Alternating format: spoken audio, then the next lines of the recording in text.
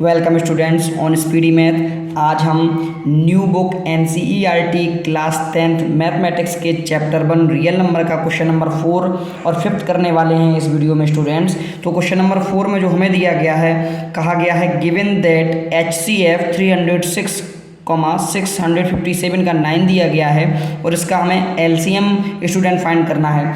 तो मैंने आपको इंट्रोडक्शन पार्ट में बताया भी था इस प्रकार के क्वेश्चन को किस प्रकार से करते हैं स्टूडेंट। तो सबसे पहले इससे सॉल्व करते समय हम ये लिख लेते हैं कि हमें दिया क्या गया है। तो स्टूडेंट हम लिखेंगे गिवन कि हमें दिया क्या गया है। तो आप देखिएगा जो HCF है आप लिख लीजिएगा कि HCF = 9 हमें दिया गया है। इसके बाद जो आपकी जो दो डिजिट हैं 306 और 657, ये आप इन्हें ए और बी मान के लिख लीजिएगा, या आप फर्स्ट डिजिट कह लीजिएगा या ए मान लीजिएगा, आप जो भी मानना चाहें मान लीजिएगा। तो बी हमारी स्टूडेंट हो जाती है 657। आप चाहें तो लिख भी सकते हैं, ये आपकी फर्स्ट डिजिट है और ये आपकी सेकेंड डिजिट है। आप इस तरीके से इसे चाहें तो नोट डाउन भी कर सकते हैं। अब आप देखिएगा आपसे LCM पूछा गया है कि LCM स्टूडेंट क्या होगा। तो चलिए स्टूडेंट इसका हम LCM फाइंड करते हैं। हमारा जो फॉर्मूला मैंने आपको इंट्रोडक्शन पार्ट में स्टूडेंट समझाया था, लिखाया था आपको कि LCM into HCF is equal to A into B. Student अब आप देखिएगा, तो सबसे पहले जब हम इसका LCM जो हमें पूछा गया है तो हम उसे लिख लेते हैं LCM इंटू HCF हमारा 9 दिया गया है और हमारी A और B जो मल्टीपल में दी गई हैं 306 इंटू 657 दी गई हैं स्टूडेंट। तो LCM इज इक्वल टू क्या हो जाएगा 306 इंटू 657 अपॉन 9। स्टूडेंट जब आप इसे सॉल्व कीजिएगा तो आप देखिएगा 9 बन जाए 9 से ये कट हो जाएगा, 9 3 जा 27, यहाँ से 3 बचेगा 36 हो गया, तो ये 4 टाइम्स जाएगा तो आपका आएगा 34 इंटू 657। स्टूडेंट जब आप इसमें मल्टीपल कीजिएगा तो इसका जो आंसर आएगा स्टूडेंट वो होगा 22,338। ये कैसे आया है आपको वो भी मैं करके दिखाई दे रहा हूँ। यहाँ पे आप देख लीजिएगा, मैं साइड में कर रहा हूँ, आप लिख लीजिएगा 657 इंटू 34। आप 4 का कीजिएगा, 4 7 जा 28 होता है, 2 कैरी हुई, 4 5 जा 20 को 2 को ऐड कीजिएगा 22, फिर से कैरी आपकी 2 रहेगी, 4 6 जा 24 में आप 2 ऐड कीजिएगा 26 आ जाता है।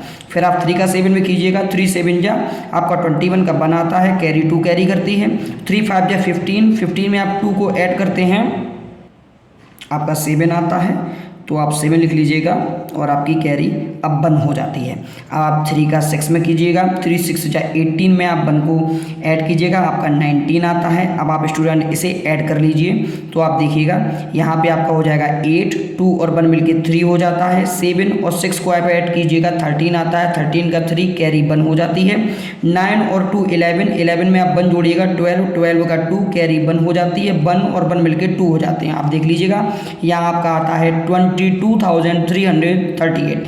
स्टूडेंट मैं आपको समझा दे रहा हूँ शॉर्ट में बड़ी जल्दी से देखिएगा। HCF हमें 9 दिया गया है, फर्स्ट डिजिट को हम A मान लेते हैं, सेकंड को B मान लेते हैं और हम LCM फाइंड करते हैं। फॉर्मूला हमने इंट्रोडक्शन पार्ट में आपको कराया भी था कि LCM into HCF is equal to A into B होता है।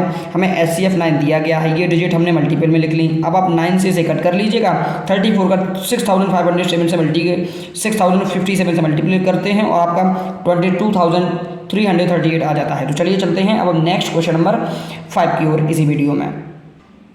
स्टूडेंट क्वेश्चन नंबर 5 में हमसे कहा गया है चेक व्हेदर 6 की power n can be and with the digit 0 for any natural number n।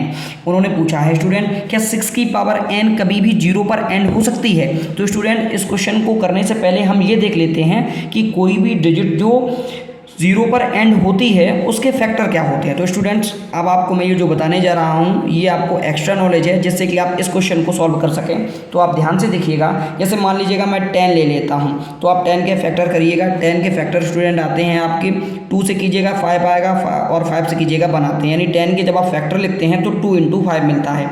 इसी प्रकार से आप 20 को लीजिए, क्योंकि 10 हो या 20 हो दोनों का जो डिजिट होता है वो एंड 0 से ही होता है। तो 20 के जब आप स्टूडेंट फैक्टर करते हैं तो आप देखिएगा 2 से करते हैं आपका 10 आएगा, फिर 2 से कीजिएगा 5 आ जाता है, फिर 5 से फैक्टर करने पर 1 आता है।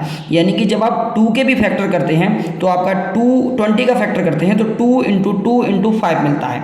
अब गौर से देखिएगा स्टूडेंट, आपने 10 10 के किया हो या आपका 20 का किया हो, दोनों में 2 इंटू 5 यानी कि कोई भी डिजिट जो कि 0 पर एंड होगी उसके प्राइम जो फैक्टर होने चाहिए वो 2 इंटू 5 के फॉर्म में होने चाहिए। तो स्टूडेंट अब हम पता करते हैं कि क्या 6 की पावर n के जो फैक्टर हैं क्या वो 2 इंटू 5 की फॉर्म में हैं। तो सबसे पहले आप 6 की पावर n लिख लीजिएगा, 6 के फैक्टर कीजिएगा तो 2 इंटू 3 ये आ जाता है आपका n।